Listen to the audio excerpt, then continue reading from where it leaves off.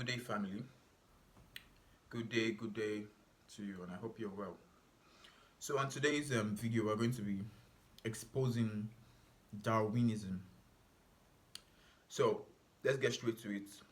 For those of us who do not know what the word Darwinism means, let me read it out for you from a dictionary. Now, Darwinism is basically the principles of natural selection set out in Charles Darwin's Origin of the Species, published in the year 1859, and it was more strictly defined by August Weismann and developed by other authors into a central part of the modern evolutionary synthesis. So, if they're basically calling Darwinism the principles, or it was derived, the concept of Darwinism that it was derived from natural selection, I guess it would do us benefit to know what natural selection is. So, let me quickly look that up before we get into our transmission.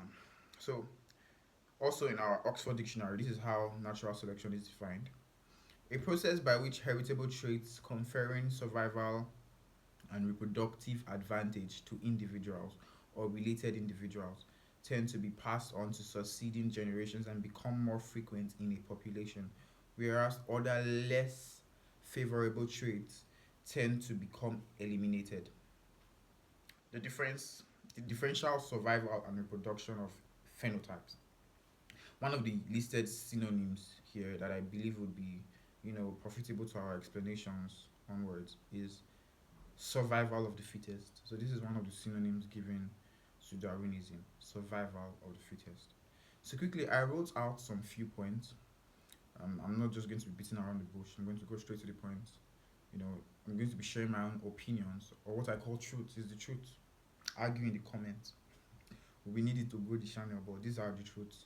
So, as the video is titled "Exposing Darwinism," I'm going to be sharing truths, our opinion on on this topic and why it is detrimental to humanity. And many societies, many economies, many elites use this philosophy in governing people. Our educational systems are built on this principle. 90% of the world's system is built on Darwinism, survival of the fittest. Yeah, they claim these special traits only reserved for certain people. Meanwhile, every inherent trait, let me not use the word traits, every gift, every talent is needed in a unique way. It's vital for the successiveness of humanity. But we've built a system that exalts certain. Let's just get into this. The first point I wrote here is this: nature doesn't select the strongest, it appoints the strongest to aid the weakest. I'll say that again. Nature doesn't select the strongest, it appoints the strongest to aid the weakest, or to aid those who are weak. Second point: we are not in a competitive animalistic bloodbath. We are rather in a cooperative royal growth project. We are not in a competitive animalistic bloodbath. We are in a cooperative royal growth project. Now, let me leave the many talk for the end of the video. I just want to list out my points, and because there's a lot of things I want to point out. Because people claim this is how animals survive, but the reasons animals, we have carnivorous animals or creatures who tend to, survive based on killing other creatures or based on the elimination of other creatures, is due to a flaw in man. So it's not how nature evolves. It's a wrong ideology. It's a satanic philosophy. Yeah, this is not how nature evolve. We see how nature evolve when animals give birth to their kids and cater for them.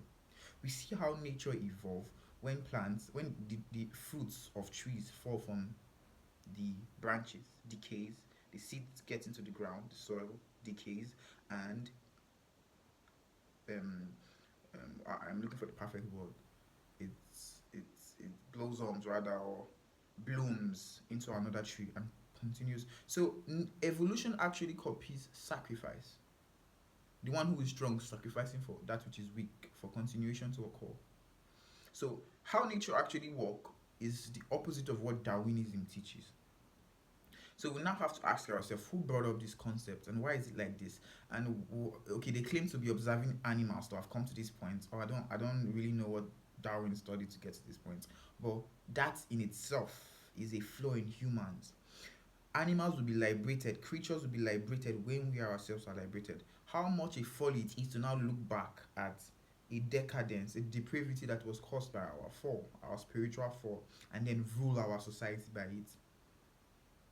We are ruling our societies by an animalistic behavior. In case you're asking me how I know, you're asking yourself in your mind how I know it's us that caused that behavior in animals.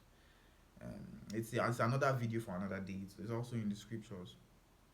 But what we see, the depravity we see in creatures, whenever any seems to kill the other to survive, is not an innate. It was not how it was from the beginning.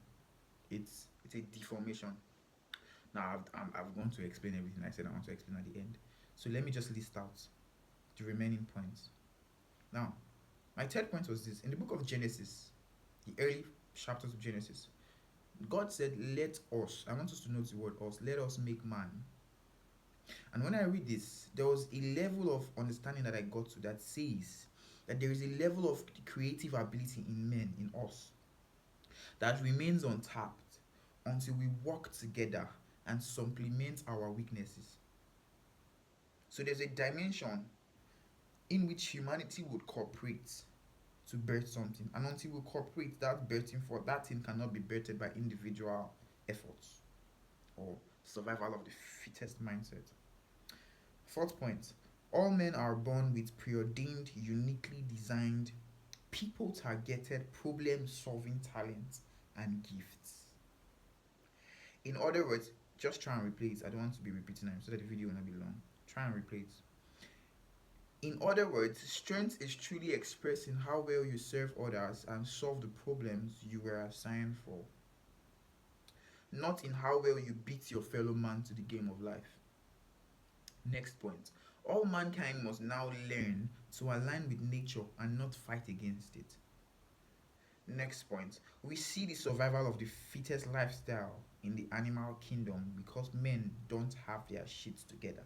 Sorry, I'm using a foul word here, but I need to pass across the emotion of this statement. So this is what I was explaining prior, but we'll go deep, really deep into it in another video. Maybe I'll create a whole video on where the carnivorous animals came from, or why we see the survival of the fittest in the jungle. We'll create an entire video about that. Next point: we are the cause of that depravity. Okay, still buttressing on that. We are the cause of that depravity observed in animals.